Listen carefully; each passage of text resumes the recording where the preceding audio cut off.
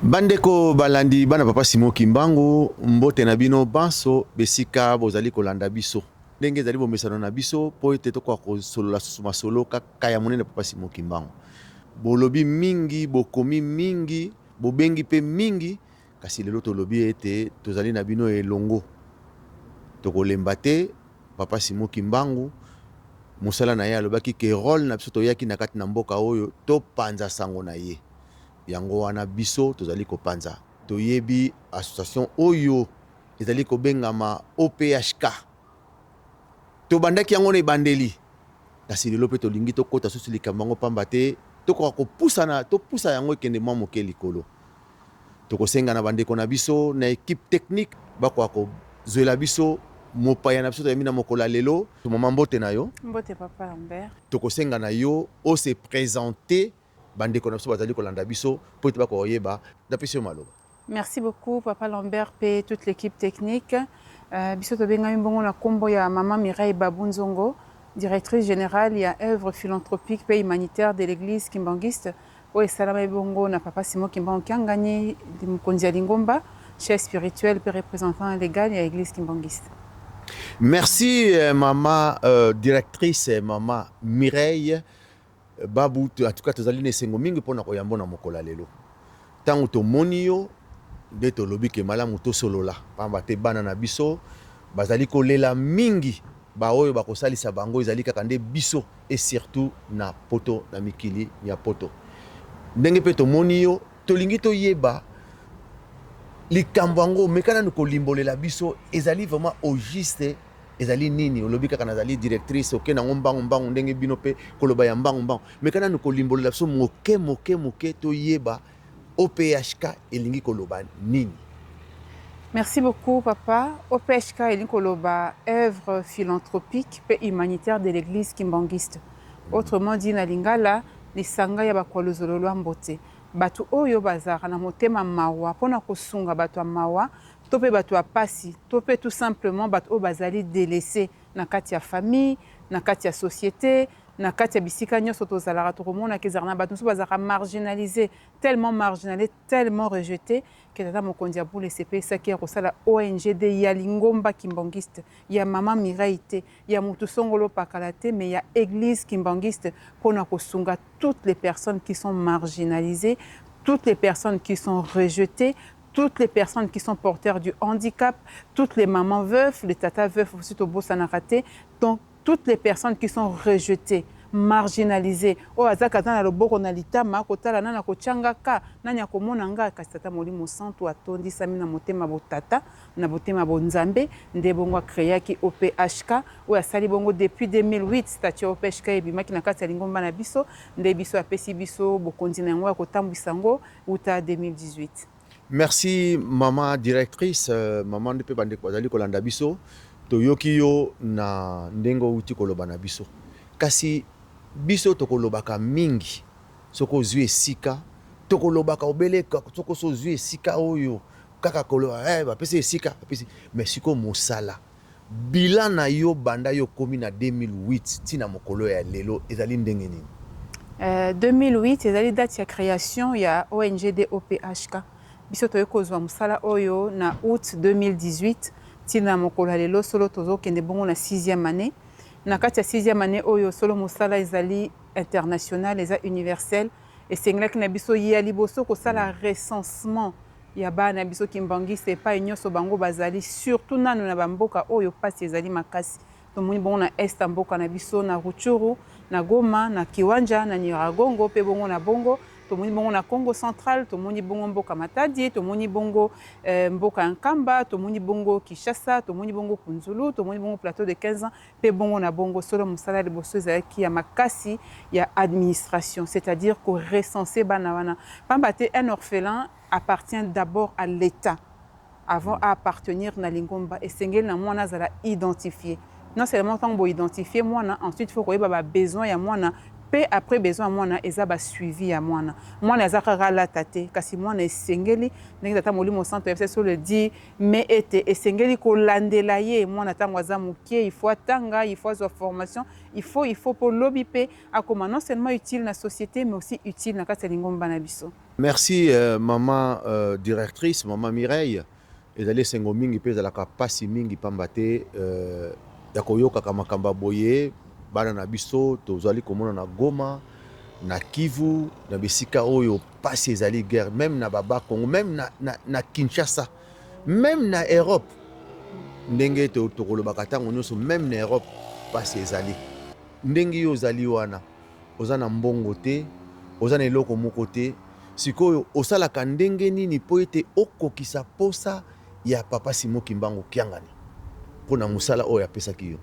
Merci beaucoup, Papa Lambert. Et cette question est très pertinente. Tu as dit que tu as nzamba pognon na musala na ye, tu as rakopé sa papa ba solution mais ba problème te. Tu as ko senga ranzambe na biso mbongo te kasi to senga randa pambola biso asimba mitema bana na ye, mitema bano batonisa mina mawa pe na bolingo ya bato. Ba ko rabon ko pesa ye maboko nde au moins Papa Lambert ti tozo ko réussir ba action nyo samine mino mona ko to sala ka solo mingi tokolimbisa meza vraiment ba paroisse te mais eza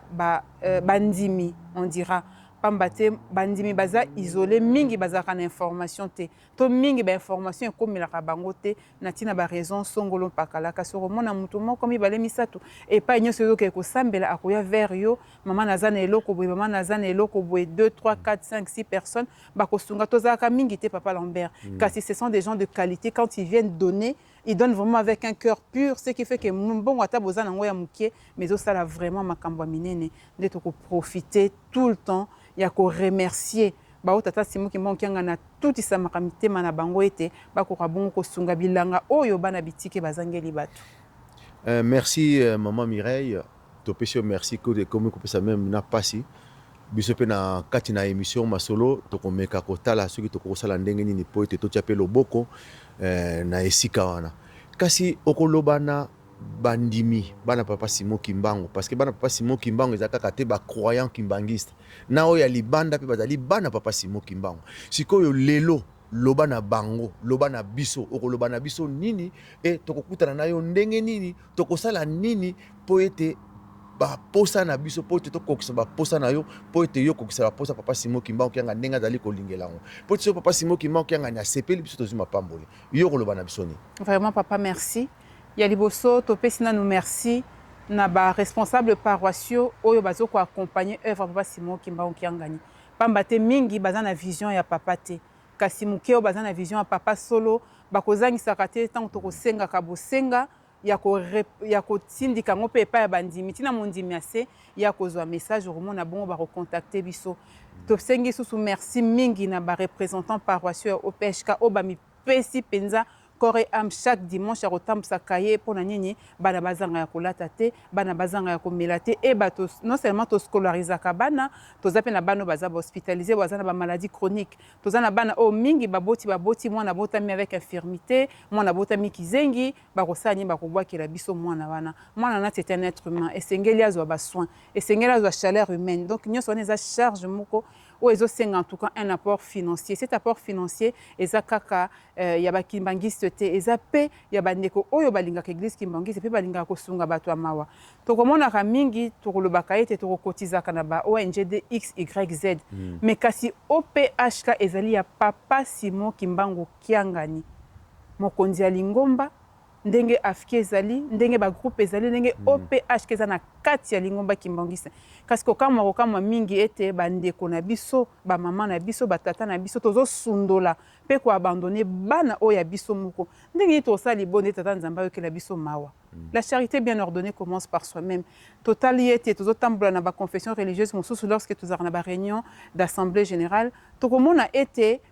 bazo sunga penza baye ya bango prise en charge des personnes démunies ou défavorisées et ça très bien prise en charge mais tant trop comme y pas na biso Papa Lambert ezali pasi na pesa maman Mireille eloko boye comme ya yeti na ko sala boye or on ne donne pas à Maman Mireille. Maman Mireille n'est que la directrice générale. On donne à Papa Simon Kimbangu qui gagne. Oto bengi tata moli mosanto nzambe na biso. O apesi pa tata nzambe, ya koti tata nzambe nyongo. De tokotala vraiment to pesi biso nyonso e pa nyonso tozali. Merci. Ba msusu na coup de fil.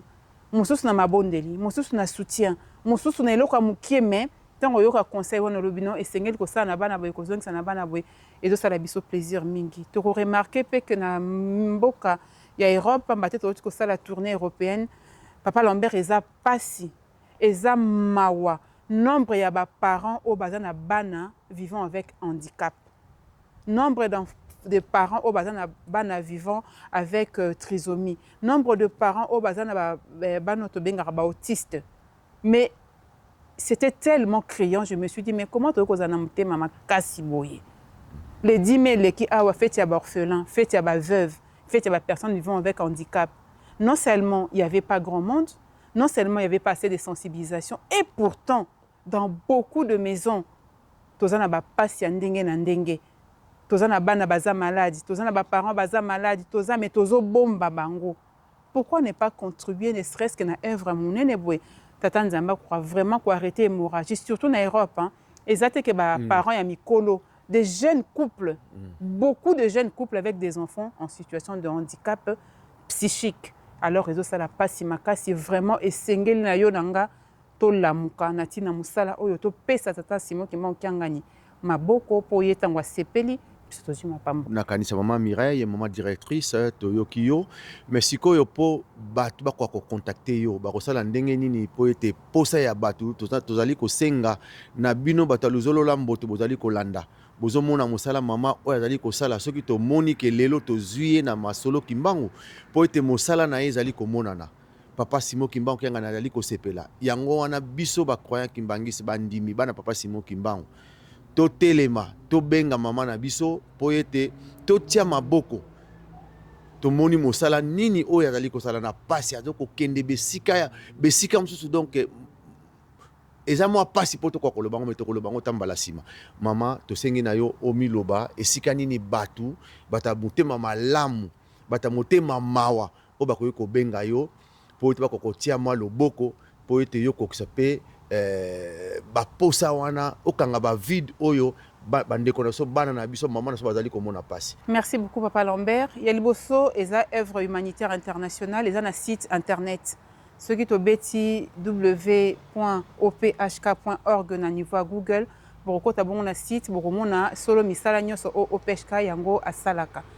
À part ça toza pe na nzela ya singa toza na plus 243 895 445 864 numéro ezana WhatsApp topé numéro na biso ya direct ya France ya ligne directe o ezali bongo plus 33 6 13 82 97 78 ba coordonnées sur les s'afficher pendant l'émission o nyonso azana posa recontacter biso n'hésitez pas à nous écrire au moins vous assure été bokozwa réponse au résultat à malamu. Tu as remarqué que mingi malheureusement Papa Lambert car abiso bakimbangiste to kosenga mingi biloko to pe to kozwaka mingi mosolo na kombo abana bitike kasi solo biso to yebi yango te bandeko to kokutanaka na nkamba ndenge balobaka le bangombe ekutanaka te ka bato nde bakutanaka solo bakopesaka ba doléance na bango bazelaka ba remerciement mais bazwaka ba remerciement te tout simplement parce que tozui biloko na bangote to tozui mosolo na bangote. Lorsque vous déposez un colis na Kamba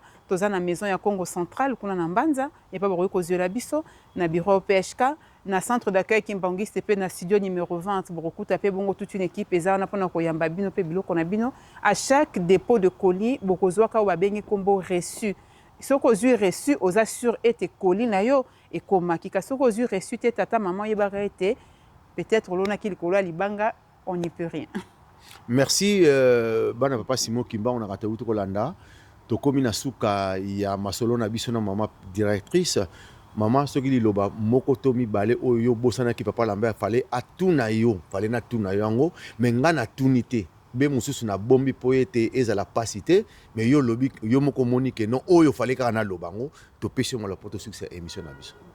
Yaliboso, merci beaucoup. Topesi d'abord mbote o euti pa ye moko yeme moko ndiaboule na bana na ye nyoso mokili mobimba bana nyoso au de loin tout comme de près assister bana na ye ya bitike na tina ete fête na bango ya le 10 mai et elle a eu une grande réussite pour une première édition. Lisusu topesi merci pambate batata ba maman basungaki pe biso pona les fêtes ya le 25 mai bana biso epai nyonso bazali un peu reparti bameli mwa jus balati mwa elamba bango mpe basepeli na fête ya Noël. Ya misato tokosenga bosenga pambate biso tomesana kosenga tolancé opération rentrée scolaire tolatisaka bana biso totongelaka bango bauniforme tosombelaka bango bakaye sur place toza na besoin babic bagomme batenu ya bacartable oyo eza très léger bokoka bongo kotindela biso na nzela ya singa bobengi biso tokopesa bino adresse epai ewapi bokotindela biso bakoli na bino avec grand plaisir vraiment tokoyamba yango mpe esika nyonso oyo bareprésentant ya opeshka bazali bohésite te komona bango tomoni bongo na paroisse ya Liège tomoni bongo na paroisse Anvers na paroisse à Bruxelles na paroisse à Paris Saint-Ouen tomoni bongo na paroisse ya Lyon tomoni bongo na paroisse ya Genève pe na Lausanne esika nyonso bango bazali boko reconnaître bango na ba macaron na bango. Ne donnez pas à n'importe qui, mais donnez aux bonnes personnes. Pe ba paroisse oyo ba représentant bazalité, n'hésitez pas à nous contacter pour te savoir nos directives, comment envoyer vos colis. Merci, merci bana papa Simon Kimbangu to komi na suka émission na biso maman directrice maman Mireille to pesio merci. Merci papa. Na opportunité au pesi pa na biso po ete to kwa kosola masolo oyo likamno se la kana pasi kasi sengwe ya kasima nzamba pambola yo et puis okende liboso to yebi ke na papa Simon Kimbangu kiangani le boussole et loko moko oyo ye azangi na contrôle réalité ya kosalisa po ete OPHK lobi nango tomona ngo pe bandeko oyo bolandi biso tolingi tomona vraiment na moi oyo makelele zala et pas ina bino toyo kama makelele ke ya solo maman Mireille azonga tsalba ke non et pas ya rotia biloko ezalité wana ndeto ezali esengo na biso pona wana maman Mireille to sukisi émission na biso wana to pesi merci na papa Simon Kimbangu kiangani na ndenge ozali ko batela biso ozali ko bomba biso comme si na mokola lelo et tozong suna kati na émission masolo to pesi merci et puis merci na bandimi nyonso et croyant kimbangiste pe ba non kimbangiste to pesi bino merci pe mbote na bino banso besika bozwami équipe technique ndenge tozali kotambusa yango et ko bandana yemoko papa Landu Alfonso maman Fifi Ndongala pe papa Chris to pesi bino encore une fois équipe technique ya makasi to pesi bino pe merci na mosala oyo bozali kosala pona lelo to sukisi émission na biso to kominde na mbala yasima botikala malamu merci.